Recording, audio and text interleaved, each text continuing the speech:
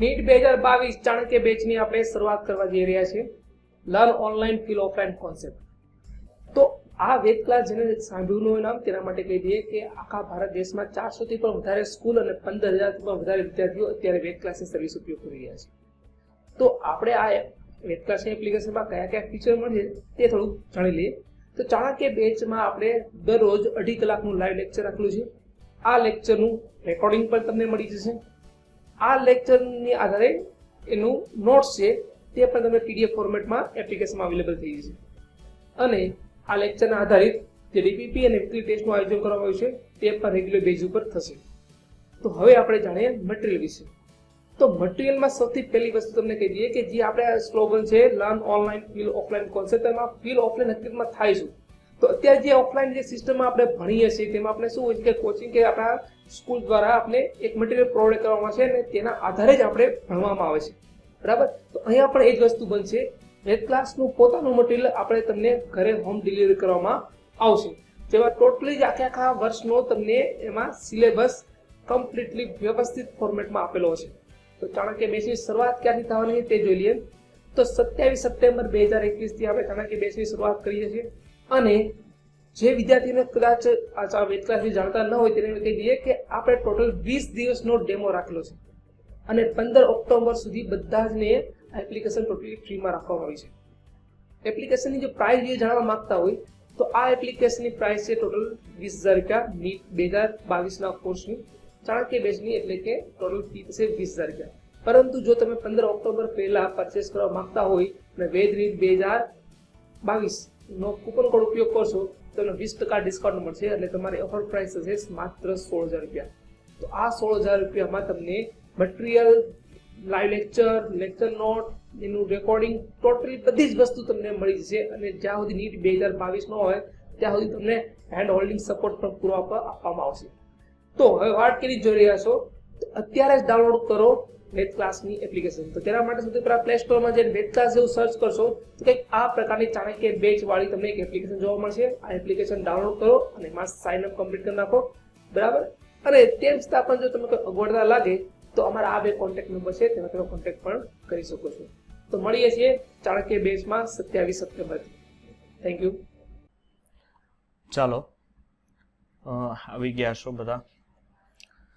ચાલો, જો આપણે ગયા લેક્ચરમાં આપણે થિયરિકલ પાર્ટ પર ને થોડાક એમસીક્યુ 32 સુધીના એમસીક્યુ આપણે જોયેલા, બરોબર છે ને, ક્લાસિફિકેશન ઓફ એલિમેન્ટ્સમાં. હવે 33 થી એમસીક્યુ જે પણ બાકી છે આજે એ એમસીક્યુ અને એપીએમટી અને નીટના પ્રીવિયસ યરના એમસીક્યુ ઉપર આપણે જોશું, બરોબર છે. ચાલો, ફર્સ્ટ ક્વેશ્ચન છે આપણી પાસે કે નીચેના પૈકી કઈ ઇલેક્ટ્રોન રચના માટે આયનીકરણ એન્થાલ્પી સૌથી વધારે હશે, બરોબર છે? તો 33મો પ્રશ્ન છે, જોઈએ કે નીચેનામાંથી કોની પાસે આયનીકરણ એન્થાલ્પી તમારી પાસે સૌથી વધારે આપવી પડે. ચાલો, જો પહેલું છે 3s2 3p3. ચાલો સર, આની આયનીકરણ એન્થાલ્પી તો હશે. પછી એની કરતા ઇલેક્ટ્રોન જ્યાં આના અંદર વધારે છે, એટલે એનો મિનિંગ શું થશે કે એની સાપેક્ષમાં ઇલેક્ટ્રોન તમારે વધારે દૂર કરવા પડશે. અહીંયા તો ઇલેક્ટ્રોન જોવો, અહીંયા જુઓ તો 3s2 એટલે 1 2 1 2 3 4 ને 5 ઇલેક્ટ્રોન, એટલે અહીંયા સૌથી વધુ કીધી છે આયનીકરણ એન્થાલ્પી. અહીંયા છે ને તમને પહેલો પ્રશ્ન એ થશે કે સર અહીંયા સૌથી વધારે મારા મત પ્રમાણે 3s2 3p3 નહીં આવે. જો અહીંયા એમ કીધું હોત કે કોની પ્રથમ આયનીકરણ એન્થાલ્પી સૌથી વધારે છે તો એ ઓપ્શન આવત. અહીંયા શું છે પ્રશ્ન કે કોની સૌથી વધારે, એટલે કે તમારે કોના ઇલેક્ટ્રોન દૂર કરવા વધારે ને વધારે ઉર્જાની જરૂર પડે, કે જેમાં ઇલેક્ટ્રોનની સંખ્યા સૌથી વધારે હોય ને એમાં તમારે એટલી ઉર્જા વધારે આપવી પડે. ધેટ્સ વાય અહીંયા તમારે શું આવશે આન્સર? સી.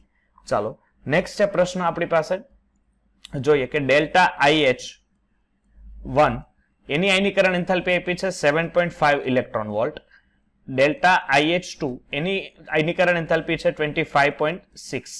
ડેલ્ટા IH3 એની આપી છે 48.6 અને ડેલ્ટા IH4 ધેટ મીન્સ એની આપેલી છે 170.6 ઇલેક્ટ્રોન વોલ્ટ.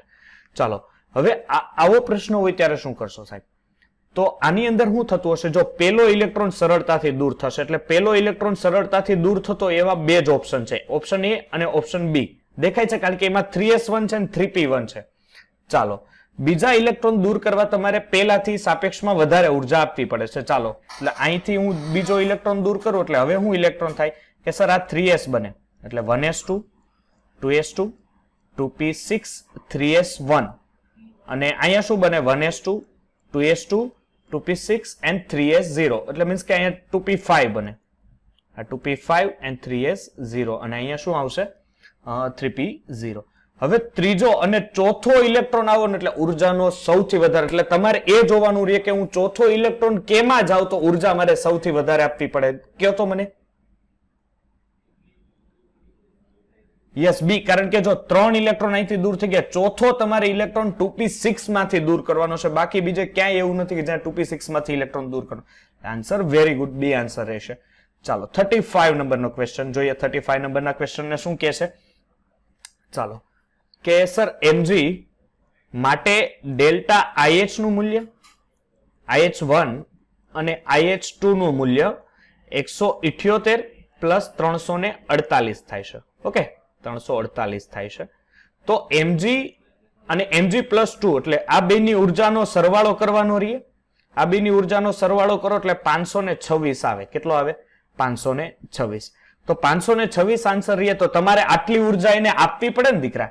જો ઉર્જા આપવી પડે એનો મિનિંગ આ પ્રક્રિયા ઉષ્મા શોષક હોય, અને જો દીકરા આ પ્રક્રિયા ઉષ્મા શોષક હોય તો એનું મૂલ્ય ઓલવેઝ ધન હોય, એટલે ધન વાળું મૂલ્ય આવશે. એટલે તમારો આન્સર શું રહેશે? ઓપ્શન બી આન્સર રહેશે. ચાલો પછીનો એના પછીનો ક્વેશ્ચન જોવો. 36 શું કે છે? 36 નંબરનો ક્વેશ્ચન કે સર અમને આપેલું છે કે નીચેની પૈકી આયનીકરણ એન્થાલ્પીનો સાચો ક્રમ. ચાલો આમાંથી આયનીકરણ એન્થાલ્પીનો સાચો ક્રમ ગોતો તો. ચાલો જો પેલું કે અહીંયા તમારી પાસે બેરેલિયમ છે અને અહીંયા બેરેલિયમ છે, પણ સર ફરક એ છે બેરેલિયમ અહીંયા પ્લસ છે અને આ બેરેલિયમ. તો બેરેલિયમ પ્લસ હોય તો આની ઇલેક્ટ્રોન રચના હવે શું થતી હોય? સર આની ઇલેક્ટ્રોન થતી હોય 1s2 2s1. રેડી ને? અને આની ઇલેક્ટ્રોન રચના શું થતી હોય? 1s2 2s2. ચાલો આ બે માંથી આયનીકરણ એન્થાલ્પી કોની હવે વધારે હશે? હવે ઇલેક્ટ્રોન દૂર કરવો તો ઓબ્વિયસલી બેરિલિયમની હશે, કારણ કે કેન્દ્રનું આકર્ષણ બાહ્યતમ કક્ષા ઉપર ઇલેક્ટ્રોન ઉપર વધારે લાગતું હશે, જ્યારે અહીંયા કેન્દ્રનું આકર્ષણ ઓછું લાગતું હશે. એટલે આ સાચું છે, આની આ ક્રમ સાચો છે. તો ઓબ્વિયસલી આ તો ખોટો જ થયો ને. ચાલો ઓપ્શન સી જોવો તો કાર્બનની સાપેક્ષમાં બેરિલિયમની વધારે હોય. યસ વધારે. સર કેમ? ડાબીથી જમણી તરફ જાઓ, ડાબાથી જબા તરફ જાઓ એટલે આયનીકરણ એન્થાલ્પીનું મૂલ્ય વધે. આયનીકરણ એન્થાલ્પીનું મૂલ્ય વધે એટલે કાર્બન છે એ બેરિલિયમ પછી આવે, એટલે ઓબ્વિયસલી એની સાપેક્ષમાં શું કહેવાશે? એની આયનીકરણ એન્થાલ્પી વધારે. એટલે ઓપ્શન સી, એ અને સી આ બે સાચા છે, એટલે ઓપ્શન સી. ચાલો 35 નંબરનો ક્વેશ્ચન, સોરી 37 નંબરનો ક્વેશ્ચન શું કહે છે કે નીચેના પૈકી કયા ઇલેક્ટ્રોનીય બંધારણમાં બીજી અને ત્રીજી આયનીકરણ એન્થાલ્પી સૌથી વધારે હશે? કયો તો મને જરીક. બીજી અને ત્રીજી આયનીકરણ એન્થાલ્પી સૌથી વધારે હશે. જો ત્રીજી તો મને દેખાય છે ઓપ્શન ડી. કેમ? કારણ કે 2 ઇલેક્ટ્રોન દૂર કરો એટલે તમારે હવે 2p6 માં જવાનું થાય. આમાં બધામાં ક્યાંય એવું નથી, એટલે આન્સર ડી. ચાલો જોવો તો જરીક પાંચમી ઉર્જા જોવો તો કેટલી ડબલ થી પણ વધી ગઈ, 3-4 ગણી થઈ ગઈ ઉર્જા. એટલે એક એવો કમ્પાઉન્ડ હશે જેની 5મી આયનીકરણ એન્થાલ્પી સૌથી વધારે હશે. ઓકે, એવો કમ્પાઉન્ડ કયો હશે? ચાલો આન્સર આપો.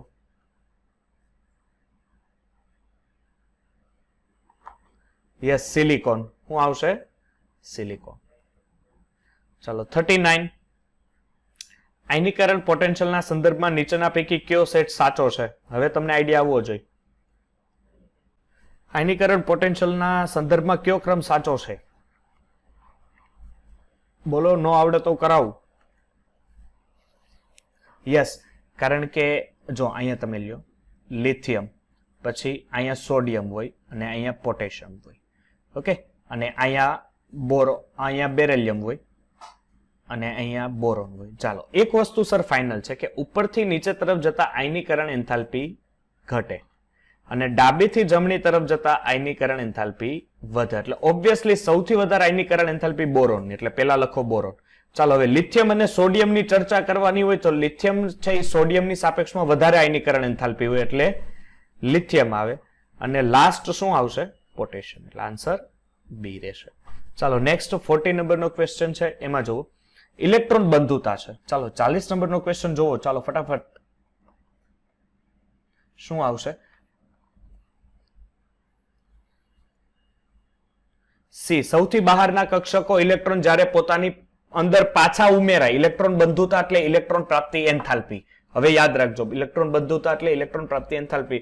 એટલે જ્યારે કોઈ સંયોજકતા કક્ષાનો ઇલેક્ટ્રોન વાહકતા પટમાં ગયો હોય અને પાછો જઈ પોતાની સંયોજકતા કક્ષામાં આવે ત્યારે ઉત્પન્ન થતી ઉર્જા એ જ ઇલેક્ટ્રોન પ્રાપ્તિ એન્થાલ્પી, અને એને તમે ઇલેક્ટ્રોન બંધુતા કહી શકો. એટલે આન્સર સી. ચાલો, તત્વની બીજી ઇલેક્ટ્રોન બંધુતા શું હશે? જો પેલી ઇલેક્ટ્રોન મેં ભણાવ્યું તે યાદ હોય તો, પેલી ઇલેક્ટ્રોન હંમેશા ઉષ્માક્ષેપક હોય. પેલી ઇલેક્ટ્રોન બંધુતા કેવી હોય? ઉષ્માક્ષેપક હોય, અને બાકીની બધી ધન હોય. ખબર છે? એટલે બાકીની હવે કેવી હોય? ઉષ્મા શોષક. ચાલો 42 નંબરનો ક્વેશ્ચન ફટાફટ થાય એવો છે. ચાલો, ઓક્સિજન છે, સલ્ફર છે અને સેલ્યુરિયમ છે.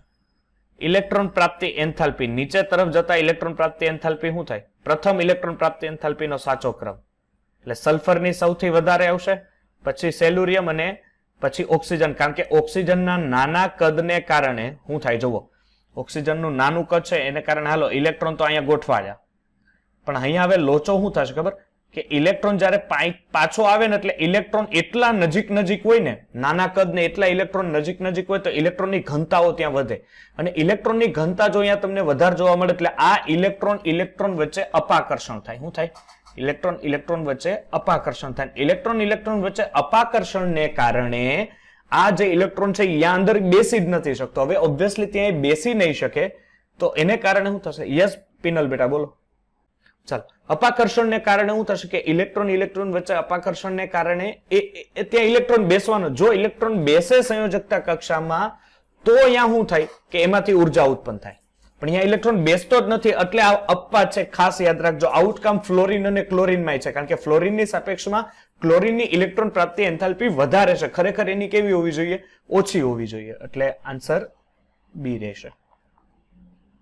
ચાલો 43 નંબરનો ક્વેશ્ચન. જો હમણાં જ કીધું તો 43 નંબરનો હવે આવડવું જોઈએ. યસ, સી, ક્લોરિનની વધારે હોય. ચાલો 44, સૌથી મહત્તમ ઉર્જા મુક્ત કેમાં થશે? એટલે ઇલેક્ટ્રોન મેળવે છે. યાદ રાખજો, ઇલેક્ટ્રોન મેળવે છે. કોણ ઝડપથી મેળવે? Sir, chlorine. યસ. ઇલેક્ટ્રોન બંધુતાનો સાચો ક્રમ આપો. 45. જો અહીંયા મેં કીધી હતી ને થિયરી લાગુ પાડજો. જો પેલા બેરેલિયમ છે, સમૂહ 2 નું તત્વ, પછી કોણ આવે? બોરોન આવે, પછી કોણ આવે? કાર્બન, ને પછી નાઇટ્રોજન. હવે આમાં છે ને કદ નાનું છે એટલે ઇલેક્ટ્રોનની ઘનતા અહીંયા શું છે? વધારે છે. આ એક અપવાદ વાળું છે. ઓકે, એટલે સૌથી વધારે જો આવશે તો એ કાર્બન, પછી બોરોન, પછી નાઇટ્રોજન ને પછી બેરિલિયમ. કારણ કે નાઇટ્રોજનમાં ઇલેક્ટ્રોન વચ્ચે અપાકર્ષણનું એક ભેદ રહે છે, એટલે એમાં એક ખાસ યાદ રાખજો. એટલે 45 માં બી આન્સર રહેશે. ચલો 46. આ કીધું તો અમને આવડવું જોઈએ. 46. યસ, એ આન્સર રહેશે. એ હા, એમાં શું હોય? જો આ ફ્લોરિન છે, ક્લોરિન છે. હવે ઓબ્વિયસલી ફ્લોરિનની સાપેક્ષમાં ક્લોરિનનું કદ કેવું હોય? મોટું હોય. હવે ઇલેક્ટ્રોન આપણે અત્યારે બાહ્યતમ કક્ષામાં છે, અહીંયા છે, વાહકતા કક્ષામાં છે. હવે એ પાછો ફરે તો પાછો ફરે શું થાય ખબર છે? કે એ પ્રોબ્લેમ એ આવે કે આ ફ્લોરિનની અંદર ઇલેક્ટ્રોનની ઘનતા એટલી નજીક હવે આટલા નજીક હોય ને આમાં શું છે? ઇલેક્ટ્રોન છૂટા છવાયા છે, કારણ કે એનું કદ મોટું છે. તો શું થાય? હવે ઇલેક્ટ્રોન જ્યારે આના ઉપર પાછો એટેક કરે તો ઇલેક્ટ્રોનને જગ્યા જ નથી મળતી અહીંયા બેસવાની. સમજ પડે છે? તો અહીંયા ઓબ્વિયસલી ઇલેક્ટ્રોન સામસામે આવ્યા એટલે શું થશે? અપાકર્ષણ થશે. એટલે અપાકર્ષણ ઉર્જા ક્યારે મુક્ત થાય? જો ઇલેક્ટ્રોન સંયોજકતા કક્ષામાં બેસે તો ઉર્જા મુક્ત થાય. અહીંયા ફ્લોરિન ઇલેક્ટ્રોનને બેસવા જ નથી દેતો તો ઉર્જા. એટલે આની સાપેક્ષમાં આપણે ક્લોરિનની છે એ જે આપણે કહી શકાય ઇલેક્ટ્રોન પ્રાપ્તિ એન્થાલ્પી. એક જ મિનિટ, અહીંયા ક્લોરિનની વધારે હોય છે. ચાલો 47 મૂલ્ય શું હશે? ચાલો ફટાફટ, આ ખબર છે તમને? યસ, અહીંયા ઘણાય છે ને આ ભૂલ જોઈ લે. આ ડેલ્ટા એચ જ આપ્યો છે પણ અહીંયા ઇલેક્ટ્રોન મેળવે છે એટલે આ ઇલેક્ટ્રોન ડેલ્ટા ઇજીએચ કહેવાય. ઇજીએચ નું મૂલ્ય ઓલવેઝ, પણ પહેલી જ ઇજીએચ ઋણ હોય, બાકીની પછી ધન હોય, એ યાદ રાખજો. 48. ચાલો 48. આયનીકરણ ઉર્જાનું મૂલ્ય વધે તેમ ધન આયન સરળતાથી બને, જે તદ્દન વસ્તી ખોટું છે. કારણ કે એવું હોય ને તો ફ્લોરિન કોઈ દી માઇનસ ચાર્જમાં ન હોય. શું કેવું તમારું? આયનીકરણ ઉર્જાનું મૂલ્ય વધે એમ એ ધન આયન બને. સર એ વસ્તુ ખોટી. આયનીકરણ ઉર્જાનું મૂલ્ય વધે એમ ધન આયન ઓછું, જેમ આયનીકરણ ઉર્જાનું મૂલ્ય જેમ ઓછું એમ ધન આયન બને. કારણ કે ઉપરથી નીચે તરફ જતા આયનીકરણ એન્થાલ્પી વધે અને એને કારણે શું થાય કે ઇલેક્ટ્રોન સરળતાથી દૂર થાય. ચાલો બીજો ઓપ્શન જુઓ તો એ સાચો છે કે ખોટો છે, કયો તો મને. ઇલેક્ટ્રોન બંધુતાનું મૂલ્ય વધુ તેમ ઋણ સરળતાથી બને. સાચું? એકદમ કરેક્ટ આન્સર છે. ચાલો ZEFF એટલે મેં અહીંયા ભણાવ્યું, આને કહેવાય Z ઇફેક્ટિવ. શું કહેવાય? Z ઇફેક્ટિવ, કારણ કે એના EF લીધા. હવે ધ્યાન આપજો, Z એટલે શું? પરમાણ્વીય ક્રમાંક. Very good. પરમાણ્વીય ક્રમાંક કોના ઉપરથી નક્કી થાય સર? ન્યુટ્રોનની, પ્રોટોનની સંખ્યા, ન્યુટ્રોનની સંખ્યા ઉપર. પ્રોટોન ને ન્યુટ્રોનની સંખ્યા સર ક્યાં હોય? કેન્દ્રમાં, ન્યુક્લિયસમાં. એટલે આને શું કહેવાય? કેન્દ્રીય વીજભાર. શું કહેવાય? જેને આખે ફૂલ નામ કેવું હોય તેને કહેવાય અસરકારક કેન્દ્રીય વીજભાર. આપણે ખબર છે ઓલું ખેંચતો, હું કહેતો કે કેન્દ્ર ઇલેક્ટ્રોન ને ખેંચી રાખે છે, ઈ આ Z ઇફેક્ટિવ. ઈ આ Z ઇફેક્ટિવ યાદ રાખજો. ચાલો 49. કઈ પ્રક્રિયામાં ઉર્જા ઉત્પન્ન થશે? બોમ્બે કેમ? એને તો ઇલેક્ટ્રોન ગુમાવ્યો, અમુકની ઉર્જા આપવી પડે. સી આવશે આન્સર. ચાલો 50. સૌથી ઇલેક્ટ્રોન બંધુતા ઓછી કોની હશે? ચેન્નઈ. વેરી ગુડ, કારણ કે અપાકર્ષણ. 51. નીચેનામાંથી કોણ સૌથી વધુ ને કોણ સૌથી ઓછી? ક્લોરીન અને ફોસ્ફરસ. Very good. જેને પણ ડાઉટ લાગતો હોય પ્રશ્ન ચાલુમાં પૂછી શકે, ઓકે, અથવા રાઇઝ યોર હેન્ડ કરી એટલે પણ મને ખબર પડી જશે કે કોને કઈ ઇશ્યુ છે. તો ચલો આ પ્રશ્ન જોજો. 52મો શું કે છે? 52મો પ્રશ્ન કે આપણને એક અલગ કરેલા વાયુરૂપ ક્લોરીન પરમાણુમાંથી ક્લોરાઇડ, ક્લોરીન પરમાણુ એટલે Cl, એમાંથી ક્લોરાઇડ આયન, એટલે આને ઓબ્વિયસલી એક ઇલેક્ટ્રોન મેળવો હોય તો ક્લોરાઇડ Cl- બને. ચાલો ત્યારે એ 3.8 ઇલેક્ટ્રોન વોલ્ટ જેટલી ઉર્જા મુક્ત કરે છે. એટલે ઉર્જા મુક્ત કરતું હોય તો માઇનસ આપવું પડે ને મારે. 3.8 ઇલેક્ટ્રોન વોલ્ટ કરે છે, જે ખાલી જગ્યાની બરાબર છે. તો આ અહીંયા પ્રશ્ન સાંભળજો. આ ઇલેક્ટ્રોન બંધુતા જ થઈ ને, આ જે મેં લખ્યું છે, એટલે ઇલેક્ટ્રોન બંધુતા ઇઝ ઇક્વલ ટુ ઇલેક્ટ્રોન બંધુતા એમ નહીં આવે. શું આવશે? Cl ના આયનીકરણ પોટેન્શિયલ જેટલી નહીં, એ આવે Cl માઇનસ ના આયનીકરણ પોટેન્શિયલ જેવી. જો Cl માઇનસ નું આયનીકરણ પોટેન્શિયલ એટલે શું થાય ખબર છે? આને એક ઇલેક્ટ્રોન ગુમાવીને Cl બને. રેડી? અહીંયા ધ્યાન આપજો. તો આનું જે ડેલ્ટા H નું મૂલ્ય આવે ને પ્લસ 3.8 ઇલેક્ટ્રોન વોલ્ટ આવે. એટલે ઇલેક્ટ્રોન, એક ઇલેક્ટ્રોન મેળવવા જેટલી એને ઉર્જા વાપરી છે એટલી જ ઇલેક્ટ્રોન એને એક ઇલેક્ટ્રોન ગુમાવે એટલી જ ઉર્જા એ વાપરે. એ મગજમાં બેસાડજો. એટલે જો તમારી ઇલેક્ટ્રોન બંધુતાનું મૂલ્ય માઇનસ હોય તો એનું ઇલેક્ટ્રોન પ્રાપ્તિ એન્થાલ્પીનું મૂલ્ય પ્લસ હોય. પણ અહીંયા કન્ફર્મ એક વસ્તુ જોવાનું કે Cl ભૂલથી ન થઈ જવું જોઈએ. Cl માઇનસ ની આયનીકરણ, કારણ કે માઇનસ માંથી જ ઇલેક્ટ્રોન દૂર થાય તો જ એને આયનીકરણ એન્થાલ્પી કયો. જો Cl ની આયનીકરણ એન્થાલ્પી કયો તો Cl પ્લસ બને. એટલે એ ખાસ એક યાદ રાખજો. ચાલો એટલે આન્સર બી. ચાલો 53. જો મને આન્સર આપો 53 માં. મૂલિકન, યસ મેં ભણાવ્યું હતું થિયરીમાં. ઇલેક્ટ્રોન બંધુતા અને આયનીકરણ એન્થાલ્પીના સરવાળા ડિવાઇડ બાય 2 ખબર છે? હા ચાલો 54. શું કે છે કે સર નીચેના પૈકી વિદ્યુત ઋણતાનો ક્રમ. હવે આપણને ખબર છે, જો શું શું છે? કાર્બન છે, સિલિકોન છે, નાઇટ્રોજન છે અને ફોસ્ફરસ છે. આપણને ખબર, ભિખારાવેડામાં નાઇટ્રોજનનો પહેલો નંબર આવે. પછી ઉપરથી નીચે તરફ જતા ઇલેક્ટ્રોન નેગેટિવિટી ઘટે, એટલે આ બેની ઓછી જશે, સૌથી ઓછી આ બેની. એટલે કાર્બન પછી કોણ આવશે? નાઇટ્રોજન. પછી કોણ આવશે? ફોસ્ફરસ. અને પછી કોણ આવશે? સિલિકોન. એટલે nitrogen, carbon, phosphorus and silicon. ચાલો મસ્ત છે. હવે શું છે? 50 એટલે મેં આન્સર સી રહેશે. ઓકે ચાલો 55 નંબરનો ક્વેશ્ચન જો તો શું કે છે આપણને 55 નંબરનો ક્વેશ્ચન કે CH triple bond C, CH double bond CH, CH3 માં કયો કાર્બન પરમાણુ સૌથી ઓછી વિદ્યુત ઋણતા હશે? વિદ્યુત ઋણતા ઓછી એ તમને એક વસ્તુ ખબર હોવી જોઈએ, S લાક્ષણિકતા ખબર છે? S લાક્ષણિકતા પ્રપોઝનલ ટુ વિદ્યુત ઋણતા. ચાલો, તો આ 5મા નંબરનો કાર્બન છે ને સર, એમાં sp3 હાઇબ્રિડાઇઝેશન થાય. sp3 હાઇબ્રિડાઇઝેશન થાય તો સલ્ફરની ટકાવારી 25 થાય. અને જ્યારે આ પેલો કાર્બન એની વિદ્યુત ઋણતા, કારણ કે એનું sp હાઇબ્રિડાઇઝેશન હોય ને s ને કારણે એનું 50% થઈ જાય. બરોબર છે, એટલે 5th આવશે. ચાલો 56 વિદ્યુત ઋણતા વાળો પ્રશ્ન છે, જોઈએ. વિદ્યુત ઋણતાના મૂલ્યનો સાચો ઘટતો ક્રમ. સમૂહમાં ઉપરથી નીચે તરફ જાઓ તો વિદ્યુત ઋણતા શું થાય? વિદ્યુત ઋણતા ઘટે. ચાલો, એટલે અહીંયા તમને હાઇડ્રોજન આપ્યું છે, લિથિયમ અને સોડિયમ, એટલે હાઇલીના, એટલે H લીના, એટલે H લિથિયમ Na. 57 જોવો, મને આન્સર આપો તો 57 નો.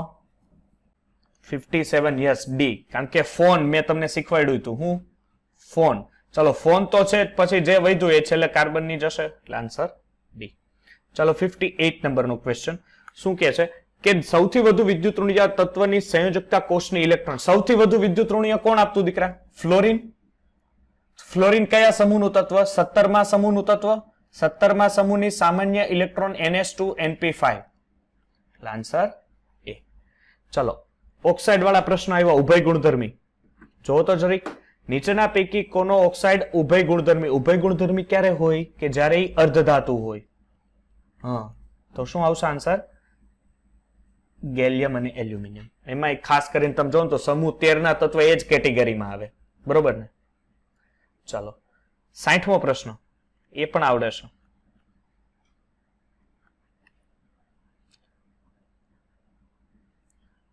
ટીન અને ઝીંક. જો એક તમે લોકો જો ડ્રોપર તમે હોય, 12મું ક્લિયર કર્યું હોય તો તમને ડી અને એફ બ્લોકમાં એક થિયરી હતી, તમને યાદ છે કે ઝીંક છે એ ધાતુ તરીકે માઇનોર વર્ત, કારણ કે સંક્રાંતિ ધાતુ નથી. ખબર છે ઝીંક? કારણ કે સંક્રાંતિ ધાતુ માટેની શરત શું છે કે તમારી પાસે ડી કક્ષકની ઇલેક્ટ્રોન રચના અયુગ્મિત હોવી જોઈએ, યુગ્મિત ચાલે નહીં. એટલે મીન્સ કે ડી પાસે કોઈ પણ અયુગ્મિત ઇલેક્ટ્રોન હોવો જોઈએ, પણ અહીંયા ઝીંક પાસે નથી. એટલે ઝીંક લ્યો, પછી નીચેના જે પણ તત્વો આવતો એની પાસે કોઈ નથી, એટલે એ કેટેગરીમાં આવશે જ નહીં. ઓકે, એટલે ઝીંક અને ઓક્સાઇડ એ ઉભય ગુણધર્મી છે. ચાલો, આ પ્રશ્ન બહુ મસ્ત છે. આ મેં કરાવ્યા હતા થિયરીમાં, એટલે તમને 61મો ફટાફટ આવડી જવો જોઈએ. ટ્રાય મારો. ચાલો, એ આવે, જો સોડિયમ છે, પછી મેગ્નેશિયમ છે, કોપર આ જ કેટેગરીમાં આવે ને, પણ કોપર અહીંયા છેલ્લે આવે, ખબર છે? યસ. અને પછી સિલિકોન છે, તો સિલિકોન આ આવે. તો બેઝિકતા એટલે સૌથી વધારે તો સોડિયમની જોવાની ને, કારણ કે આલ્કલી મેટલ સૌથી વધારે, પછી આલ્કલાઇન મેટલ્સ, પછી આ વસ્તુ. એટલે કારણ કે સિલિકોનનો ઓક્સાઇડ છે ને એ એસિડિક ફ્લક્સ છે, તમને ખબર છે? ફ્લક્સ પી બ્લોક એલિમેન્ટ્સમાં ને મેટલર્જીમાં આવતું, ખબર? ફ્લક્સ તમારે એસિડિક અશુદ્ધિ દૂર કરવી હોય તો બેઝિક ફ્લક્સ નાખવો પડે, અને બેઝિક અશુદ્ધિ દૂર કરવી હોય તો એસિડિક ફ્લક્સ નાખવો પડે. જો ન સમજાય ત્યાં ધ્યાન આપો. આ શું છે? એસિડિક છે, તો આમાં તમારે બેઝિક ફ્લક્સ. બેઝિક ફ્લક્સ એટલે કોઈ પણ ધાતુ છે એ ધાતુ હોવી જોઈએ ધાતુનો ઓક્સાઇડ, એટલે ધાતુનો ઓક્સાઇડ તો ઓલવેઝ બેઝિક હોય. આ બેને મિશ્ર કરો શું બને? Calcium silicate. અને કેલ્શિયમ સિલિકેટ શું છે? સ્લેગ. ઓકે, એટલે આ એક યાદ રાખજો. એટલે 61માં આવશે આન્સર એ. ચાલો 62માં જુઓ. જો ઈ અને ઓ નો વિદ્યુત ઋણતાનો તફાવત, એટલે આ બેની ઇલેક્ટ્રોન નેગેટિવિટીનો તફાવત છે 1.4 કરતા વધારે છે. ઓકે, તો તત્વ ઈનો હાઇડ્રોક્સાઇડ, ઈનો હાઇડ્રોક્સાઇડનો સ્વભાવ કેવો હશે? ચાલો જોજો ઇલેક્ટ્રોન નેગેટિવિટીનો.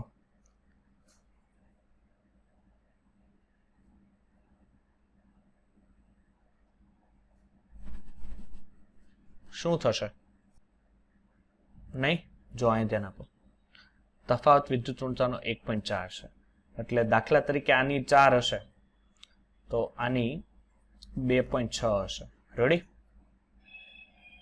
તો વિદ્યુત ઋણતાનો તફાવત એટલે આની વિદ્યુત ઋણતા ઓછી થઈ ને. હે, વિદ્યુત ઋણતા ઓછી હોય તો એના હાઇડ્રોક્સાઇડ ઓલવેઝ શું બનાવે? બેઝિક બનાવે. ખબર પડશે કે નો પડી? આવી રીતના પ્રશ્ન ધ્યાન આપજો ખાસા. ચાલો 63. શાંતિથી તમે શાંત મગજથી છે ને વિચારો, ડાયરેક્ટ એમ હળબડાટમાં આન્સર નહીં આપતા. શાંતિથી પેલા ક્વેશ્ચન વાંચો. દાખલા તરીકે શું છે જો હું ક્વેશ્ચન સોલ્વ કરવાનું, તમે એક ionisation energy 1 and ionisation energy 2. Sir મને બે વસ્તુ આપી છે. બીજી વસ્તુ કે નીચેના પૈકી ક્યુ આલ્કલી તત્વને એ રજૂ કરે છે. તો આયોનાઇઝેશન એનર્જી અહીંયા જો 100 થી 110 છે. એટલે આ તો ચાલે નહીં ને, કારણ કે બીજો ઇલેક્ટ્રોન થશે જ નહીં. એટલે ફેરફાર, કારણ કે બીજા ઇલેક્ટ્રોન આલ્કલી તત્વનો બીજો ઇલેક્ટ્રોન દૂર કરવો સૌથી અઘરો પડે. ખબર પડે છે?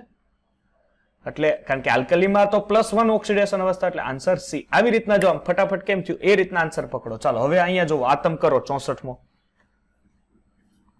એ જ ટાઈપનો છે, આયનીકરણ એન્થાલ્પીને સંબંધિત જ છે.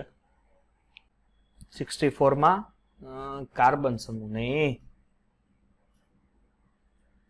આલ્કલાઇન અર્થ ધાતુ. કઈ રીતે જો હવે ધ્યાન આપો. હા બોલ બેટા. બહુ જાજો ફેર છે. Very good. બીજા અને ત્રીજામાં લગભગ 10,000 નો ફરક છે. રેડી કે નહીં? નહીં જો બીજા ને ત્રીજામાં ડાયરેક્ટ, એટલે આ કમ્પ્લીટલી જેની ઓક્સિડેશન અવસ્થા +2 હશે ને ત્યાં સુધી વાંધો. એટલે +2 ઓક્સિડેશન અવસ્થા સારામાં સારી એક જ સમૂહ છે, સમૂહ નંબર 2, એટલે આલ્કલાઇન અર્થ ધાતુ. ચાલો 65. ચલો હવે આવશે તમને પકડ. દીકરા બાકીના પણ બોલો. પિનલ, પૂજા, આન્સર આપતા જાવ તો જ તમારું પ્રેક્ટિસ થશે, તો જ આવડશે. બોલશો નહીં તો નહીં ખબર પડે. ચાલો 65. દિલ્હી આવે, કારણ કે નાઇટ્રોજનની ખરેખર કેવી હોય? વધુ હોય.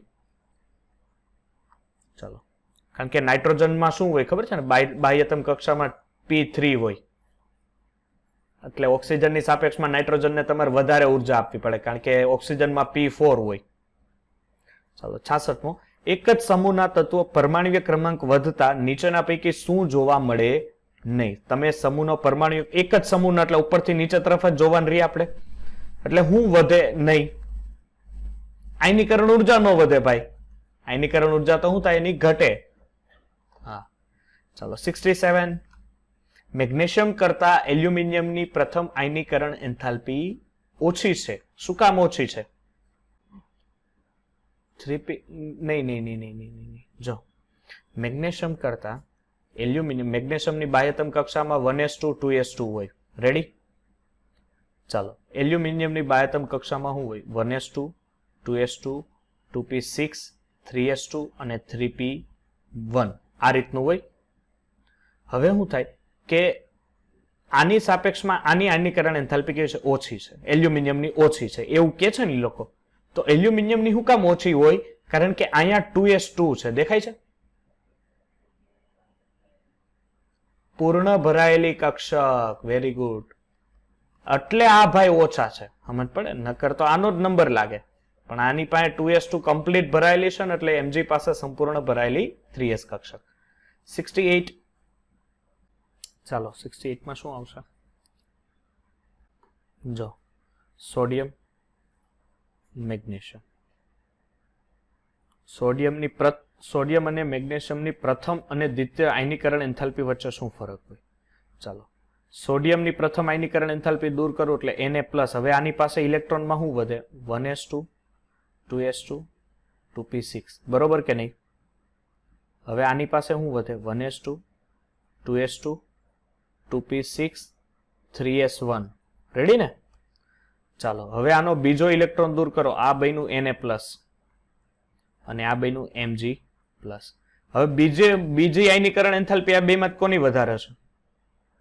તો આન્સર શું રહે? ઓકે, કારણ કે બીજો ઇલેક્ટ્રોન આને 2p6 માંથી કાઢવાનો થાય ને અહીંયા તમારે 3s1 માંથી કાઢવાનો થાય. રેડી? એટલે દ્વિતીય આયનીકરણ એન્થાલ્પી સોડિયમની એ મેગ્નેશિયમની સાપેક્ષમાં સોડિયમની આયનીકરણ એન્થાલ્પી વધારે હોય છે. ચાલો 69.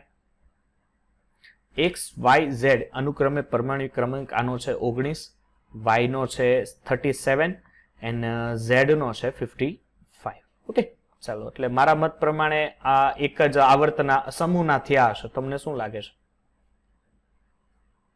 કારણ કે 18 18 18 આપણે ઉમરતા જઈએ ને એટલે સમૂહના થયા ને. ચાલો શું કે છે કે નીચેનામાંથી કયું વિધાન કે પરમાણુ ક્રમાંક વધતા આયનીકરણ પોટેન્શિયલ વધશે? એવું થશે નહીં થાય. શું કામ? કારણ કે આ સમૂહના છે, એક જ સમૂહના છે. દેખાય છે 19 + 18 એટલે 37 ને +18 એટલે 55. હા, એની યારે કોઈ આપણે ધાતુ તત્વ યારે મતલબ નથી. આપણે તો એક માઇન્ડ ગેમ થી ચાલવાનું રહેશે. y નો આયનીકરણ એન્થાલ્પી પોટેન્શિયલ x અને z ની વચ્ચે હશે. તો તદ્દન સાચી વસ્તુ થઈ ને. Yes, answer B. ચાલો 70મો પ્રશ્ન. હેલોજન સમૂહમાં પાવલિંગ સ્કેલ પ્રમાણે ફ્લોરિનની વિદ્યુતઋણતા સૌથી વધારે છે. બરોબર છે, નક્કી છે. ચાલો, પરંતુ ફ્લોરિનની ઇલેક્ટ્રોન બંધુતા ક્લોરિન કરતા ઓછી છે. કારણ આ મેં તમને કારણ હમણાં જ શીખવાડ્યું. કોને કારણે? નાનું કદ હોવાને. ઊંચી ઇલેક્ટ્રોન ઘનતા એટલે ઇલેક્ટ્રોન આવી ન શકે, એટલે અપાકર્ષણને કારણે ઇલેક્ટ્રોન પાછો ધકેલાઈ જાય. ચાલો 71. શું કે છે 71? કે ખૂબ ઊંચી આયનીકરણ એન્થાલ્પી પરંતુ શૂન્ય ઇલેક્ટ્રોન પ્રાપ્તિ એન્થાલ્પી હિલિયમ. કારણ કે એની ઇલેક્ટ્રોન પ્રાપ્તિ આયનીકરણ 1s2 જ હોય, એટલે આને તમારે ઉર્જા ખાસી એવી આપવી પડે, પણ એને ઇલેક્ટ્રોન મેળવી શકતો નથી, એટલે 1s2. ચાલો 72 નંબરનો ક્વેશ્ચન કે નીચેના પૈકી કયું વિધાન ખોટું છે? મારા ખ્યાલ પ્રમાણે મને થામું દેખાય છે, તમને દેખાતું હોય તો જો તો જરીક. 72 માં યસ, નાઇટ્રોજનની આયનીકરણ ઇલેક્ટ્રોન પ્રાપ્તિ એન્થાલ્પી કોઈ શૂન્ય હોય નહીં. કે એ શૂન્ય હોય એનો મિનિંગ કે ઇલેક્ટ્રોન મેળવી જ ન શકે એવો થયો ને મિનિંગ, પણ નાઇટ્રોજન તો ઇલેક્ટ્રોન મેળવે છે ને. ચાલો 73 કયું વિધાન ખોટું છે? પરમાણ્વીય ક્રમાંક વધે એમ આવર્તમાં ઘનતા વધે. સાચું છે? એટલું સાચું છે, પણ સમૂહમાં ઘનતા ઘટે એવું કે છે, એ સાચું છે? ના, એ ખોટું છે. ઘનતા તો બેયમાં વધે. કારણ કે એક વસ્તુ તમે જોજો, ડી પ્રપોઝનલ ટુ એમ હોય. ઓકે, આણ્વીય દર જેમ વધે એમ એની ઘનતા વધે. આવું તમને સ્ટેટ ઓફ મેટરમાં એટલે દ્રવ્ય અવસ્થામાં તમને ભણાવ્યું છે. ઓકે, તો સર પરમાણ્વીય દળ તો આવર્તમાંય વધે ને સમૂહમાંય વધે, તો એવું તો ન હોય ને આવર્તમાં ઘનતા વધે ને સમૂહમાં ઘટે. એટલે બે બાજુ ઘનતા તો વધે, એટલે આ વિધાન તદ્દન ખોટું છે. ચાલો 74 નંબરનો ક્વેશ્ચન શું કે છે કે નીચેના પૈકી કયો ક્રમ ખોટો છે? ચાલો ગોતવાનું છે કયો ક્રમ ખોટો છે. ગોતો તો જરીક.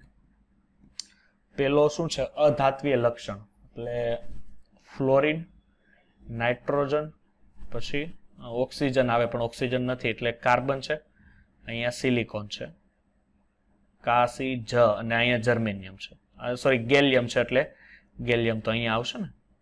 ચાલો અધાત્વીય. આ એક વસ્તુ તમને ખબર છે, ડાબીથી જમણી તરફ જતા અધાત્વીય ગુણધર્મ વધે. તો ફ્લોરિન સૌથી વધારે અધાતુ જોઈએ ને, પછી નાઇટ્રોજન, પછી કાર્બન, એટલે પેલું વિધાન સાચું છે અહીંથી. ચાલો બીજું કે હવે અહીંયા જુઓ, ફ્લોરિન, ક્લોરિન, પછી અહીંયા ઓક્સિજન છે અને અહીંયા નાઇટ્રોજન છે. દીકરા, ઓક્સિડેશન કરતાનો ગુણધર્મ એટલે પોતે રિડક્શન થતું હોય ને, પોતાનું રિડક્શન થતું હોય તો ઇલેક્ટ્રોન ગુમાવે કે મેળવે? ઇલેક્ટ્રોન મેળવે. ઓકે, તો ઇલેક્ટ્રોન મેળવે. પછી ક્લોરિન, હા, એટલે ખોટું છે. ચાલો 75 જોવો તો જરીક. સમૂહમાં પરમાણ્વીય ક્રમાંક વધે તેમ એની પરમાણ્વીય ઘનતા વધે કે સમાન રહે? વધે. ક્યાં છે? સામાન્ય રીતે વધે. 76 કોણ તટસ્થ ઓક્સાઇડ છે? CO તો બેઝિક થયેલા ભાઈ, સમૂહ 2 નું તત્વ. કેલ્શિયમ કયા સમૂહનું તત્વ? એનો આવે, એનો. ચાલો 17મું બિસ્મથ. વેરી ગુડ, કારણ કે બિસ્મથ ક્યાં આવે? સૌથી તળિયે આવે. કયા સમૂહનું તત્વ? 15મો. નેપાળ, પાકિસ્તાન, ઓસ્ટ્રેલિયા, સબ ભિખારી. ઓકે, ચાલો 78. ચાલો હવે જો પછી એઆઈપીએમટી ના 3 ક્વેશ્ચન સોલ્વ કરીને મને એના આન્સર કયો, પછી આપણે એઆઈપીએમટી ના ક્વેશ્ચન પર જઈએ. ચાલો પૂજા, પિનલ, તમારા ઉપર પણ હું પૂછું હો ભાઈ, કરો કઈક. આન્સર મને કયો 3 ક્વેશ્ચન ના લો. આજે આપણે 50 MCQ થઈ ગયા છે પેલાના આજના, અને હજી APMT ના 30 છે એટલે 100 જેટલા MCQ થશે કુલ થઈને. કુલ 120-30 જેવા MCQ છે, એ થઈ જશે. ચાલો જુઓ. ચાલો આ 3 ના ક્વેશ્ચન ના આન્સર કહેજો મને પછી. ચાલો અત્યારે કહી દો. 79 માં નહીં. હા 79 માં ડી. સમજ પડશે કઈ રીતે? વિવેક જો આ ત્રણે ઘટે જો એ એક વસ્તુ પેલા હજી એકવાર કે આ ચારે ચાર તત્વો જોઉં તો એક જ સમૂહના તત્વ છે. રેડી કે નહીં? એટલે આપણે કહીએ તો બેરેલિયમ, પછી સોરી મેગ્નેશિયમ, સ્ટ્રોન્શિયમ ને બેરિયમ. રેડી? હવે આ બેરિયમ અહીંયા સૌથી નીચે છે, પછી મેગ્નેશિયમ પેલાનું કોઈ અહીંયા છે, બેરેલિયમ નથી. સમૂહમાં ઉપરથી નીચે તરફ જતા આયનીકરણ એન્થાલ્પીનું મૂલ્ય ઘટે. તો આ બધા આનું ઓછું હશે, નાનું. સૌથી વધારે કોનું હશે? મેગ્નેશિયમનું હશે, એટલે મહત્તમ હશે. ચલો 78 નો તમે મને કીધો નહીં આન્સર. કેમાં? 78 માં 80 માં સી, 78 માં યસ, કારણ કે ઉપરથી નીચે તરફ જતા. ચાલો હવે છે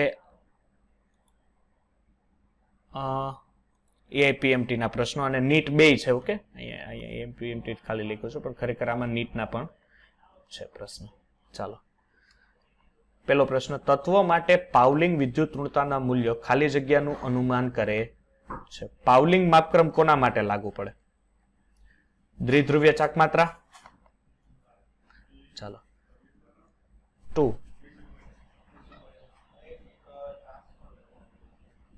નીચે 4 તત્વનું ઇલેક્ટ્રોનીય બંધારણ આપ્યું છે, તો કયા તત્વની બીજાની જેમ એક જ સમૂહમાં સમાવેશ થશે નહીં? સી.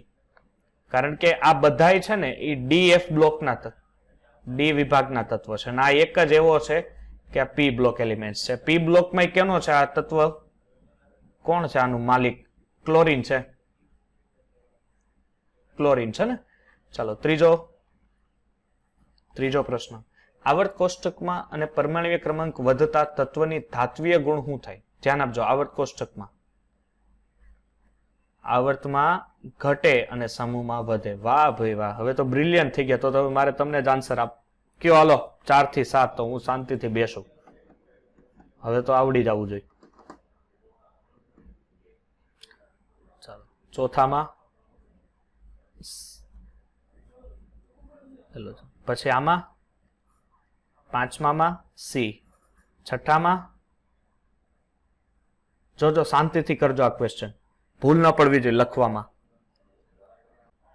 યસ સી આવશે. શું કામ? જો સોડિયમ, પછી મેગ્નેશિયમ અને એલ્યુમિનિયમ અને સિલિકોન, આ ચારે ચાર એક જ આવર્તના થયા ને. આવર્તમાં ડાબીથી તરફ જતા શું થાય? કદ ઘટે. અને એમાંય ધન આયન બન્યા પાછા બધા મહાનુભાવો, એટલે એનથી હજી જે હોય કદ એનથી ઘટે, એટલે સૌથી વધારે કદ સોડિયમનું આવશે, એટલે આન્સર સી. ચાલો 7મો પ્રશ્ન, એ જો એક જ તત્વનો પરમાણુ ક્રમાંક 33 હોય તો એને આવર્ત 5મો આવે 15મા સમૂહનું તત્વ, એટલે 5th. એમાં આમાં શું છે ખબર છે? આ 5th ગ્રુપ, 6th ગ્રુપ તો તમે શું યાદ રાખજો ખબર છે? કારણ કે આવર્ત કોષ્ટકની અંદર છે ને આ 5th ગ્રુપ, 6th ગ્રુપ તો એ સમૂહનો કે ઘણીવાર આવું કે, કારણ કે P બ્લોક માટે અલગ જ રચના આપવામાં આવેલી છે. એટલે પછી ઓક્સિજન હશે તો એને 6th ગ્રુપ કહેવાશે, હેલોજન વાળું હશે તો એનો 7th ગ્રુપ કહેવાશે, એટલે એ યાદ રાખજો. ચાલો 8th, આવર્ત કોષ્ટકમાં આવર્તમાં ડાબી બાજુથી જમણી બાજુ તાવ. આ મેં થિયરી ભણાવ્યું ને ત્યારે કીધું હતું, પરમાણ્વીય ક્રમમાં પહેલા ઘટે ને પછી વધે. કારણ કે નિયોનની વધારે હોય પરમાણ્વીય કદ, તમને ખબર હોય તો. કારણ કે નિયોન પાસે શું છે? અષ્ટકની બહારના 8 ઇલેક્ટ્રોન પૂરા છે. 8 ઇલેક્ટ્રોન પૂરા હોવાને કારણે શું થશે કે એમાં જોવા મળશે. ચાલો 9મો પ્રશ્ન, દિલ્હી. Very good. આ કઈ વિચારવા જેવું જ નથી. કારણ કે ત્રીજે આયનીકરણ આમાંથી 2 વહી જાય, ત્રીજો 2p6 માંથી જવું પડે ને. ચાલો, અધાતુઓની એક લાક્ષણિકતાઓ કે તેઓ લાક્ષણિકતાઓ ધરાવે છે અધાતુની કે એનામાં વિદ્યુત ઋણ બહુ હોય. સમજ પડે કે નહીં? કારણ કે એ રિડક્શન કરતા નથી. રિડક્શન કરતા એટલે ઓક્સિડેશન થવું, ઓક્સિડેશન થવું એટલે ઇલેક્ટ્રોન ગુમાવો. ખરેખર અધાતુઓ ઇલેક્ટ્રોન, કારણ કે અધાતુઓ એટલે કઈ બાજુના? ડાબી બાજુના. તમારી ડાબી બાજુ મીન્સ કે આપણે એટલે પી વિભાગ વાળા. પી વિભાગ વાળા તો સાહેબ બધા ઓક્સિડાઇઝિંગ એજન્ટ હોય, એટલે એ ઓપ્શન જ ખોટો છે. પછી બેઝિક ના હોય ને સાહેબ, અધાતુ તો એસિડિક હોય, એ ઓપ્શન એ કેન્સલ. ઇલેક્ટ્રોન મેળવીને ધન આયન, અરે ભાઈ ઇલેક્ટ્રોન મેળવીને નહીં, ઇલેક્ટ્રોન મેળવીને એ ઋણ આયન બને. એટલે આન્સર ડી, વિદ્યુત ઋણ છે. ચલો 11મો પ્રશ્ન જુઓ. 11મા પ્રશ્નમાં શું કે છે આપણને કે એક તત્વની ઇલેક્ટ્રોન રચના છે 1s2, એટલે મારા ખ્યાલ પ્રમાણે ઇલેક્ટ્રોન રચના ફોસ્ફરસની છે. ડન. અને એનો પરમાણુ ક્રમાંક sorry 1s2, 2s2, 2p6, 3s2, 3p3. તો આવર્ત કોષ્ટકમાં આ તત્વની તરત જ નીચે આવતો તત્વ છે એની પરમાણુ ક્રમાંક એમાં 18 કરવાની રહે ભાઈ, કારણ કે આ ઇલેક્ટ્રોન રચના મારા મત પ્રમાણે ફોસ્ફરસની છે. ઓકે, ફોસ્ફરસનો પરમાણુ ક્રમાંક કેટલો હોય? 15. 15 + 18 એટલે 33. ચાલો 12મો પ્રશ્ન. દાવાયુ, કારણ કે છેલ્લું તત્વ થયું ને. ચાલો 13મો પ્રશ્ન. નીચેના પૈકી કયા આયનનું કદ સૌથી વધારે હશે? સૌથી ઓછું હશે? Mg+2. ચાલો 40. નીચેના પૈકીમાંથી ક્યુ દર્શાવેલ ગુણધર્મ સાચો છે? આ એક શાંતિથી કરજો. જો અહીંયા કાઉન્સમાં લખ્યું છે એનું કંઈક માન રાખજો. આ સાઈઝનો સાચો ક્રમ છે, મીન્સ કે પાલન નથી થતું એવું પૂછ્યું છે. સાચો નથી એવું પૂછ્યું. હા, એટલે આ સાચું નથી એટલે આન્સર એ આવશે ને. જો કઈ રીતે, કારણ કે પહેલા તો તમારે શું કરવું પડે, આ ડી બ્લોકની પ્રથમ સંક્રાંતિ શ્રેણી છે એટલે શું થાય? કે ટી વી, તમને જે રીતે યાદ હોય.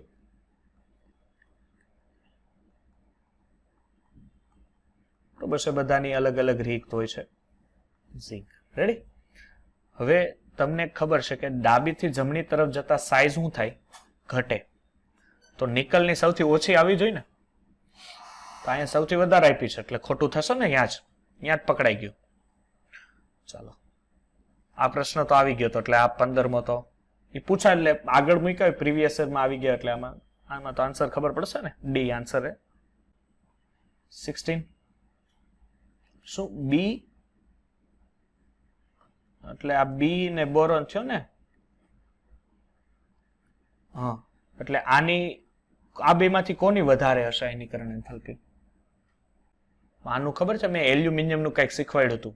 મેગ્નેશિયમ ને એલ્યુમિનિયમની સાપેક્ષમાં એલ્યુમિનિયમની પ્રથમ આયનીકરણ એન્થાલ્પી ઓછી હોય, મેગ્નેશિયમની વધારે હોય, કારણ કે એમાં પૂર્ણ ભરાયેલી એસ કક્ષક હોય. ખબર છે? સેમ એઝ ઇટ ઇઝ આમાં જ લાગશે એટલે 9, 3.8 અને 8.9. 16 આપવા જ છે એટલે ખાસ કરીને જોજો. ઓકે, એટલે અહીંથી પકડાઈ ગયું કે બોરોનની તો બેરેલિયમની સાપેક્ષમાં ઓછી જ છે. પછી કાર્બન આવે, એ તો ચાલો.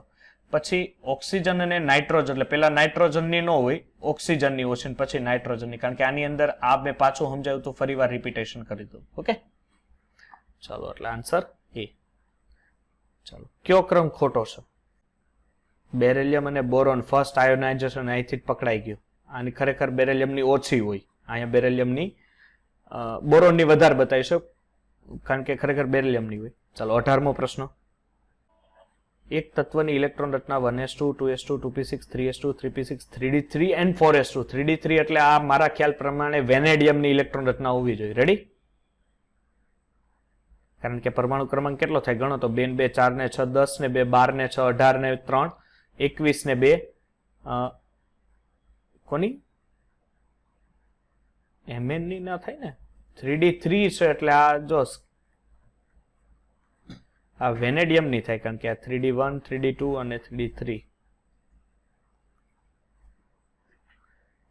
જા કેટલો પરમાણુ ક્રમાંક થયો 2 ને 2 4 6 10 10 ને 2 12 12 ને 6 18 18 ને 2 20 ને 3 23 23 પરમાણુ ક્રમાંક વેનેડિયમનો હોય ને, હા, એટલે શું આવશે 18માં થર્ડ. ચલો 19મો, નીચેના પૈકી કયું વિધાન સાચું છે? થિયરિકલ હોય ને એમાં થોડુંક વાંચીને જોવાનું. જો નીચેના પૈકી કયું વિધાન સાચું છે? સિલિકોન તેના સંયોજનનો 4 સવર્ગાંક ધરાવે છે. એ 4 ધરાવી પણ શકે અને ન પણ ધરાવે, એટલે આપણે વિધાનમાં લાગ્યું ન કરી શકીએ, કારણ કે સિલિકોન 4 થી વધારે પણ સંયોજકતા ઘણીવાર આપી દે છે. ફ્લોરિનની બંધ ઉર્જા ક્લોરિન કરતા ઓછી હોય છે. આ વિધાન સાચું છે, કારણ કે ફ્લોરિનનું કદ નાનું એટલે બંધ લંબાઈ નાની, એની સાપેક્ષમાં ક્લોરિનનું કદ મોટું એટલે બંધ લંબાઈ મોટી. અને આપણને ખબર છે કે બંધને તોડવા માટે આપવી પડતી ઉર્જાને જ બંધ ઉર્જા કહેવાય છે. એટલે ચાલો 20મો પ્રશ્ન જો. તત્વો potassium, calcium, iron and zinc પૈકી કયું તત્વ ક્લોરિન સાથે એક કરતા વધુ દ્વિઅંગી સંયોજન બનાવે છે? ચાલો 20મો પ્રશ્ન કે